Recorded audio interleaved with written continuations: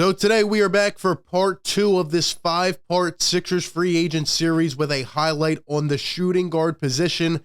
Who are the top free agent targets that the Sixers should be targeting at the 2? We will break it all down. Let's go. Perfect.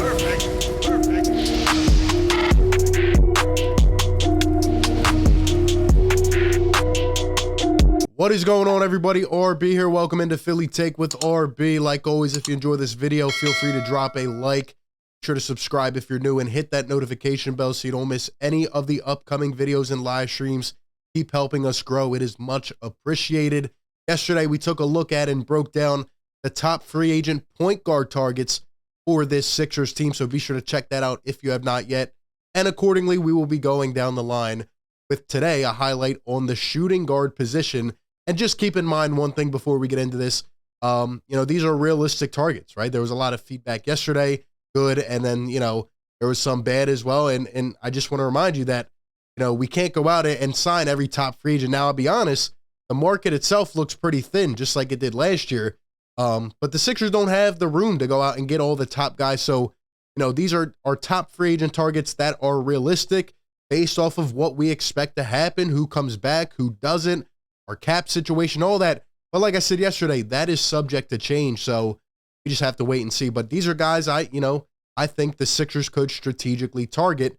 And with that being said, let's keep going forward with it. But where this Sixers team stands at in terms of the shooting guard position, like I said yesterday, you have to think about the need, right? And the need for the Sixers, well, you assume that James Harden is going to come back. I mean, it's pretty much given at this point, whether that is a lower salary per year contract or a player option, whatever it may be, we should expect James Harden back alongside Tyrese Maxey. Those two are pretty much interchangeable.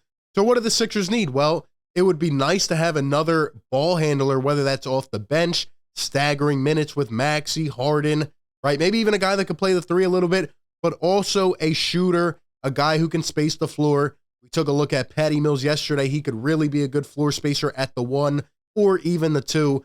So these guys may be interchangeable, but those are the needs that I'm kind of looking at based on our situation. And the first guy we will get into is Gary Harris. Now, I do expect Gary Harris to be one of the top targeted free agents at the shooting guard position.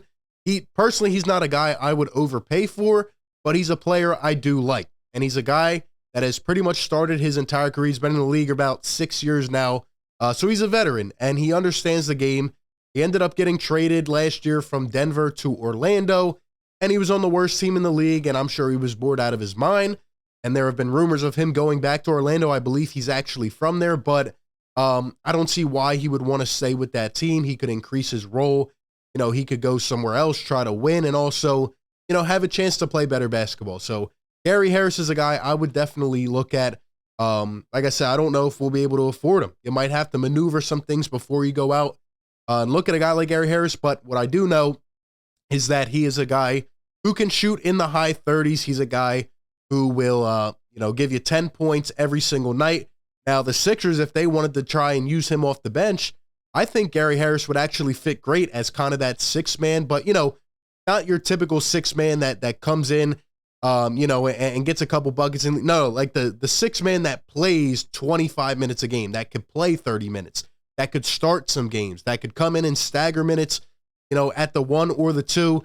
Gary Harris is a guy I think could take some of the ball duties. He could run a little bit of pick and roll, and he's a guy that can score at all levels. He definitely knows how to get to the rim.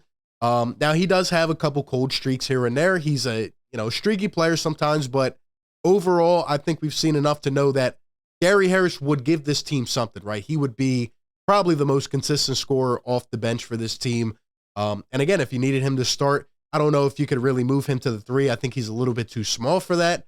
But Gary Harris is a guy, again, I don't know if he'll be affordable, but, based off his prior contract, which was $17 million a year, I don't know if he'll get that much. Maybe he gets more. But again, definitely a guy I would look at, and a guy who could knock down from all 3 levels, and a guy who will get others involved. And he's only 28 years old, so he will get better with time. And definitely a player that I've always liked, just as a role player or whatever. So Gary Harris is definitely a guy that I would have on my list for the Philadelphia 76ers. The next guy on the list that I'm really intrigued with is Malik Monk, a guy I really liked coming out of college. I love that Kentucky team with De'Aaron Fox, Bam Adebayo, Malik Monk. I thought he had huge upside coming out of the draft. And the reality of it is that he's still only 24, 25. His first couple years as a Charlotte Hornet did not work out well. But this last year, he took off after signing a minimum deal with the Lakers. Now, I get it. He was actually one of the most consistent players on that Lakers team. And he really showed his explosiveness. He's athletic. He can knock down from all three levels. He's actually a pretty good shooter. And I think he averaged like 10, 11, 12 points a game last year, maybe even like 14. And I know that Lakers team stunk, but Malik Monk really showed his promise and potential. And I was reading something that said he might get, somewhere around 5 to 10 million on the free agent market.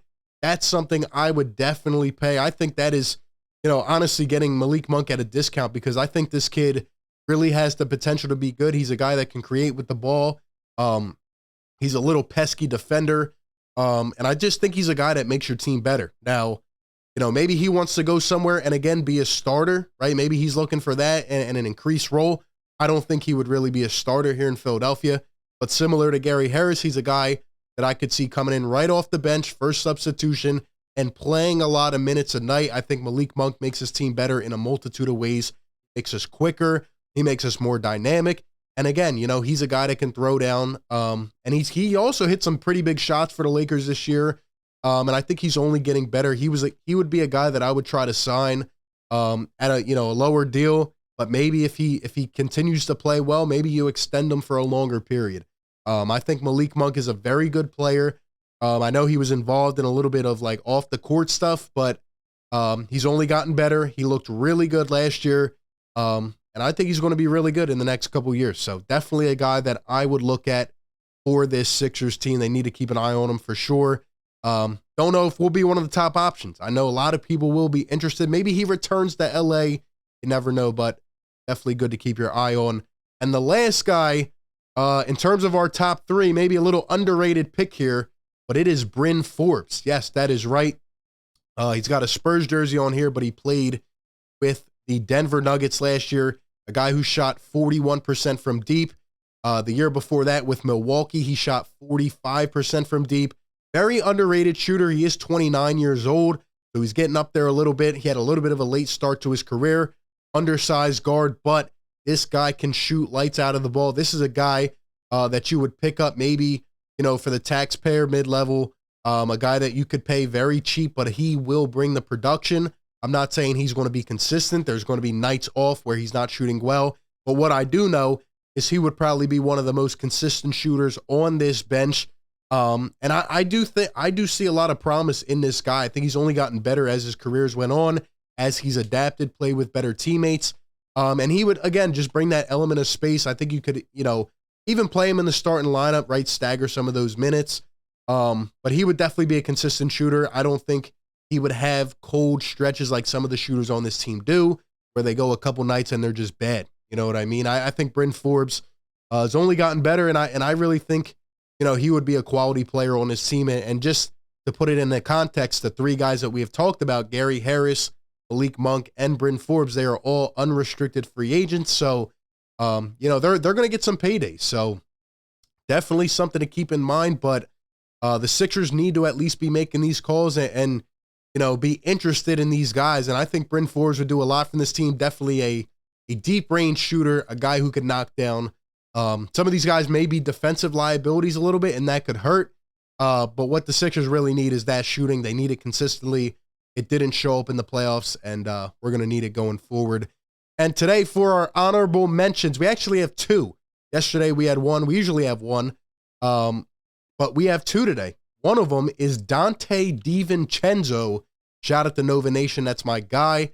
Pretty much watched every one of his games at Nova. Really big fan of Vincenzo. He's a champion. He won with the Bucks as well. And he got traded to the Sacramento Kings. He's a guy who's putting up 10 off the bench a night. I think he's a dynamic player. He's also a little bit athletic. He can shuffle his feet well. I think he's a great player on both sides of the ball. Still a lot of room to improve and get better, but he's around 26 years old. Even though he's a restricted free agent, his team, or I'm sorry, he actually has a qualifying offer. His team is not happy with the Sacramento Kings because apparently they tried to sit him to hurt his free agency. So it looks like DiVincenzo is going to be on the way out and probably going to be a free agent. So this is definitely a guy I think could immediately help the Sixers off the bench. I think he would bring a multitude of aspects on the offensive side of the ball and really just be a quality player that I think could grow and develop off the bench. And a guy that I love, you know, Villanova kid, and he knows how to win. He's been on winning teams. So definitely a guy I would keep my eye on. And the last guy, a second honorable mention, it is Lou Williams. I don't know if he is going to even play anymore. I know he's like 35 years old, but Lou will, the former Sixer, the former vet under Doc Rivers, you know, he would come in and immediately start playing under Doc Rivers. Doc would play him 30 minutes a night. And, you know, just a vet that knows the floor, knows the game, could bring that instant spark on offense. Guy that can still, I believe, shoot from all three levels, and just a great veteran to have on your team if he wants to continue his playing career. It would be nice to see Lou Will back in Philadelphia. He's a guy that a lot of us have a soft spot for, so definitely would be interested in seeing him make a return to Philly. He's a guy I've actually been calling for. But those are just my top targets at the shooting guard position from a realistic standpoint based off what I expect this team to do and what we can afford, etc. Give me all your thoughts on these guys and let me know if I missed anybody else down below. We'll continue to break down by position. Be sure to stay tapped in. And like always, appreciate everybody tuning in. Be sure to like, comment, and subscribe, and I will catch you on the next one, man. Peace. Perfect.